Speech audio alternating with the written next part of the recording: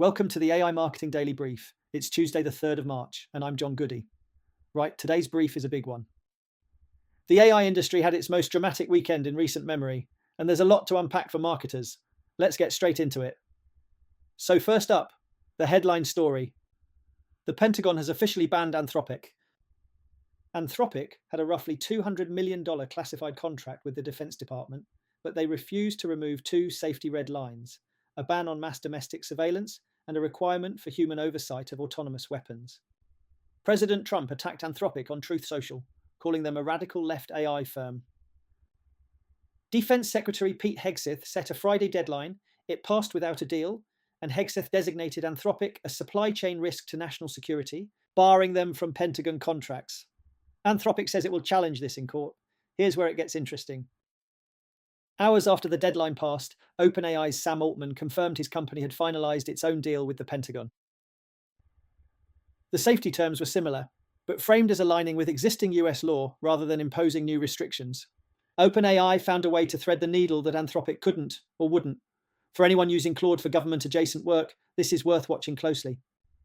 Next, and directly connected, Claude had a major outage on the 2nd and 3rd of March. The ban triggered a wave of consumer interest. Claude topped Apple's US App Store free apps chart. Sign-ups surged over 60% since January. That demand overwhelmed the infrastructure.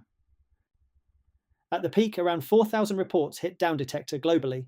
Users saw HTTP 500 and 529 errors, login issues, and glitchy usage reporting. Consumer platforms were hit hardest, though the API for business users stayed operational. The irony is real. The government ban intended to sideline Anthropic instead drove sympathy signups that crashed the platform. For marketers, the practical lesson is about resilience. If you're using Claude in production, the API tier proved much more stable. And if you're evaluating AI vendors, political and infrastructure risk now need to be part of that conversation. Right, moving on to something every e-commerce and SEO team needs to know. Google was granted a patent titled AI-generated content page tailored to a specific user. When you search for something, Google calculates a landing page score based on bounce rate, CTR, conversion rate, design quality, and content quality. If your page scores below a threshold, Google generates its own AI landing page using your product data, complete with a chatbot and personalized call to action buttons, and directs the searcher there instead of your site. Now, patents are not product launches. Google patents all sorts of things it never ships, but the direction is clear. This fits with AI overviews, AI mode, and everything else Google has been building. The conversation has shifted from how do I rank to does Google trust my landing page enough to send users there at all? Glenn Gabe's reaction was, if you thought AI overviews angered people, just wait for this. The action here is to audit your landing pages for quality signals, keep product feeds clean, and treat page experience as a defensive priority. Fourth story. Google search ranking volatility is still running hot.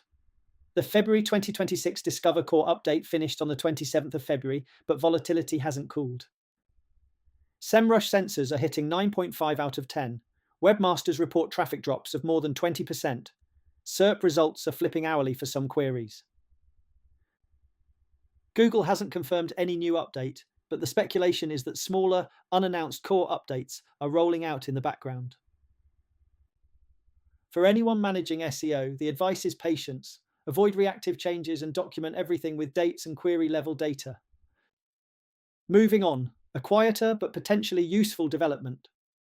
There are signs Google may let publishers claim their Discover profiles. A developer spotted code in the Discover feed referencing a profile claimed status for domains. This hints at a system similar to knowledge panels or Google Business Profiles, but for Discover. Discover drives a lot of traffic for publishers, but there's been almost no way to control how you appear. If this rolls out, it could give publishers real control over their branding in Discover for the first time. If Discover matters to your traffic, make sure your entity information is accurate and your structured data is in order. And finally, the numbers. ChatGPT has crossed 900 million weekly active users, up from 800 million in October. OpenAI also reported over 50 million consumer subscribers and more than 9 million paying business users.